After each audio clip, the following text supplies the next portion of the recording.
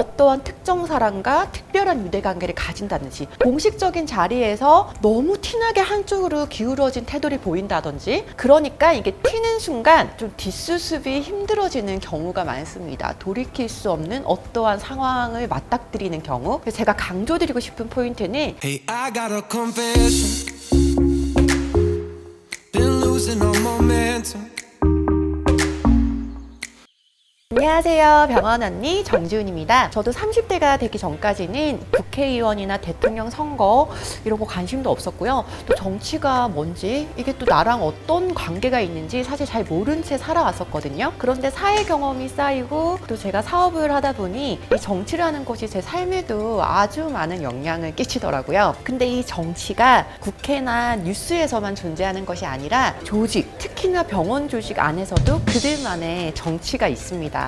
이 조직에서의 정치를 제가 해석을 하자면 더불어민주당 이런 당들이 있잖아요. 조직 구성원들이 본인의 이득을 위해서 이렇게 당이 있는 것처럼 파가 좀 나눠지고, 또 누가 조직에서 결정권을 가지냐에 따라서 야당, 여당 같은 구조가 펼쳐지기도 하고요. 저희 드라마 같은 거 보면 막 이 본부장 라인, 정 실장 라인 이런 말 하잖아요. 그런 거랑 좀 비슷한 것 같아요. 조직도 하나의 좀 작은 사회죠. 그리고 구성원들이 어떤 욕망과 성향을 가지냐에 따라 아주 평화로울 수 있는 그런 조직도 있고, 또 정치가 살벌하게 펼쳐질 수도 있습니다. 사실 저희가 이런 분위기를 알고 병원에 입사를 하면 좋지만, 이거는 그 생태계 안에서 근무를 해봐야지만 좀 알 수 있는 그런 것 같아요. 저도 병원 컨설팅을 하면서 정말 많은 병원들을 접해보잖아요. 그럼 와, 여기는 무슨 정치가 이렇게 심해? 라고 느낄 때가 몇 번 있습니다. 또 이분은 저희한테 와서 원장님한테는 이 얘기는 하지 말아주세요. 또 이 직원은 또 이 실장님의 막 그런 라인을 타서 저희한테 막 이런 거 저런 거 막 얘기하고, 별의별 사건들이 많아요.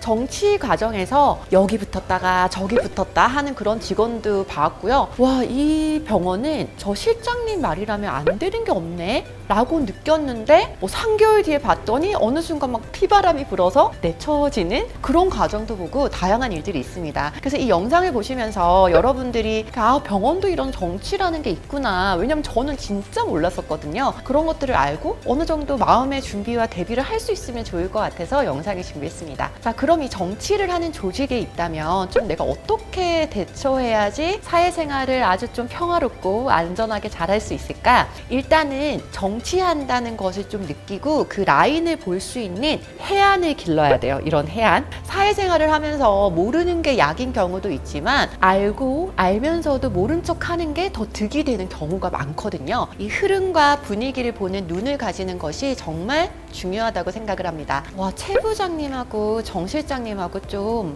이런 싸움 분위기가 약간 팽팽하네. 회의 시간에 보면은 의견이 대립되는 경우도 많고, 둘 분위기가 늘 견제하고 좀 약간 긴장감이 있는 것 같아.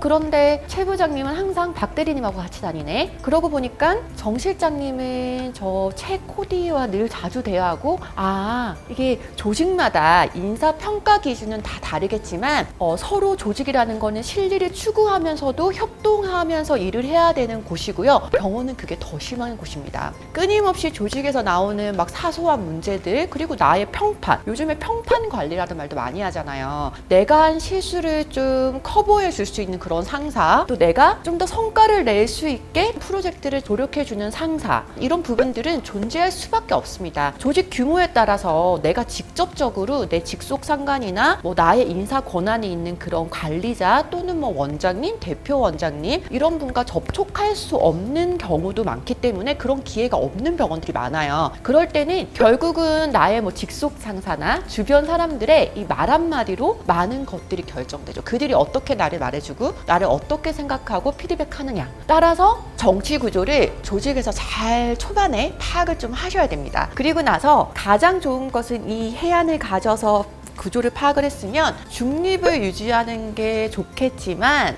조직 생활에서 그게 잘 안 돼요. 수많은 커뮤니케이션을 이렇게 하는 그런 곳이 조직이기 때문에 어느 순간이 되면은 내가 어떤 라인과 좀 유대관계를 더 가질 것인지, 그게 자이든 타이든 뭔가 좀 정해지거나 정해야 하는 순간들이 오는 경우가 많죠. 그래서 이 이후의 대처도 중요합니다. 대외적으로 봤을 때 너무 공식적으로 비공식적으로 어떠한 특정 사람과 특별한 유대관계를 가진다든지, 공식 공식적인 자리에서 너무 티나게 한쪽으로 기울어진 태도를 보인다든지, 그러니까 이게 튀는 순간 좀 뒷수습이 힘들어지는 경우가 많습니다. 돌이킬 수 없는 어떠한 상황을 맞닥뜨리는 경우. 그래서 제가 강조드리고 싶은 포인트는, 사회생활을 하다 보면 어쩔 수 없이 좀 파가 나뉘어지지만 그 안에서도 내 평판은 좋은 사람으로 보이도록 다수한테 이미지 메이킹을 좀 하라는 얘기를 드리고 싶은 거죠. 누가 되었던 내 라인이든 아니든, 또 내가 좀 밀접하게 지내는 내 상사가 좀 견제하는 사람이든, 그래도 기본적으로 상대방을 존중하고 배려하는 태도, 그리고 무엇보다 겸손한 자세가 중요합니다. 일희일비 아시죠? 제가 정말 좋아하는 표현인데, 상황에 따라서 좋아했다, 슬퍼했다 하는 사람들을 표현하는 말입니다.